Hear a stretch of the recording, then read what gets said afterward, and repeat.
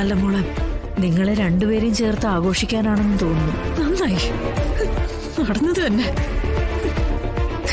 ഞാൻ ഇനി ആ വീട്ടിലേക്ക് പോകുന്നില്ല അമ്മേ. മോളെ, സഹിക്കുന്നതിന് ഒരു അതിരുണ്ട്. അച്ഛന്റെ അസുഖം കൊണ്ടാ ഇങ്ങനെയൊക്കെ പറയുന്നെന്ന് കരുതാം.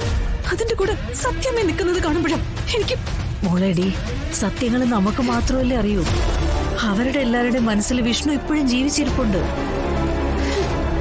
നഷ്ടപ്പെട്ടെന്ന് നമുക്ക് മാത്രമല്ലേ അറിയൂ. വലിയ ആഘോഷമായിട്ടാ രാഘവേട്ടന് നടത്താൻ പോകുന്നതെന്ന് കേട്ടത്.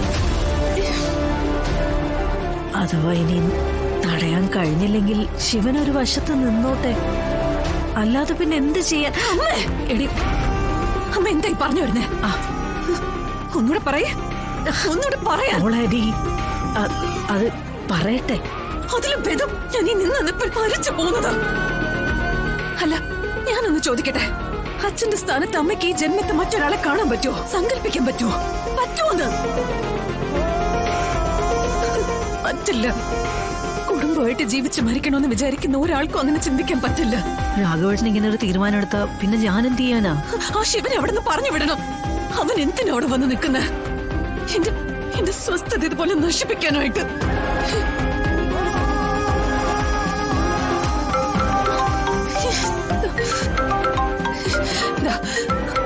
അച്ഛനെ വിളിക്കുന്ന.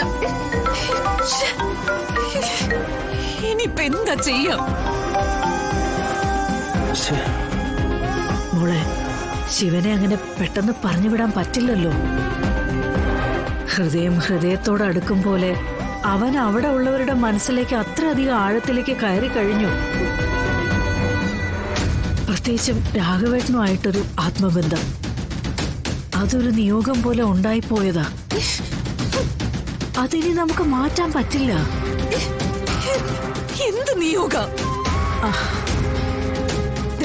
അമ്മ ശിവൻ പറയുന്ന ഭാഷ എന്റെ അടുത്ത് പറയല്ലേ. എടി, എന്തൊക്കെ സംഭവിച്ചാലും ഇങ്ങനെ ഒരു ചടങ്ങിന് വിഷ്ണുവേട്ടന്റെ സ്ഥാനത്ത് ശിവൻ നിൽക്കാൻ പാടില്ല. ഇനിയിപ്പോ ആര് പറഞ്ഞില്ലെങ്കിലും ഞാൻ പറയും ആ വീട്ടിൽ നിന്ന് ഇറങ്ങി പോവാൻ. ഒരിക്കൽ പറഞ്ഞു വിട്ടിട്ട് എന്തായി? ശിവൻ നിൽക്കുന്ന സ്ഥലത്ത് പോയി വിളിച്ചോണ്ട് വന്നില്ലേ? ഇനി അവനെ ആ വീട്ടിൽ നിന്ന് പറഞ്ഞു വിടാൻ നോക്കിയാ എന്നേക്കുമായി നഷ്ടപ്പെടുന്നത് രാഘവേട്ടനായിരിക്കും. ഇനി അങ്ങനെ ഒരു വേർപാട് ആ കുടുംബത്തിലുള്ളവർക്ക് ഇനി താങ്ങാൻ പറ്റൂടി? അമ്മ എന്താ അവരുടെ ഭാഗം മാത്രം പറയുന്നത്? എന്റെ ഭാഗം ഒന്ന് ആലോചിക്കാത്ത? എന്റെ പൊന്നു മോളെ, ഞാൻ എല്ലാ വശവും ആലോചിച്ചിട്ട് തന്നെയാ പറയുന്നത്.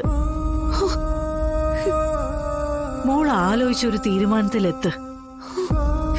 നീ എന്ത് തീരുമാനിച്ചാലും ശരി,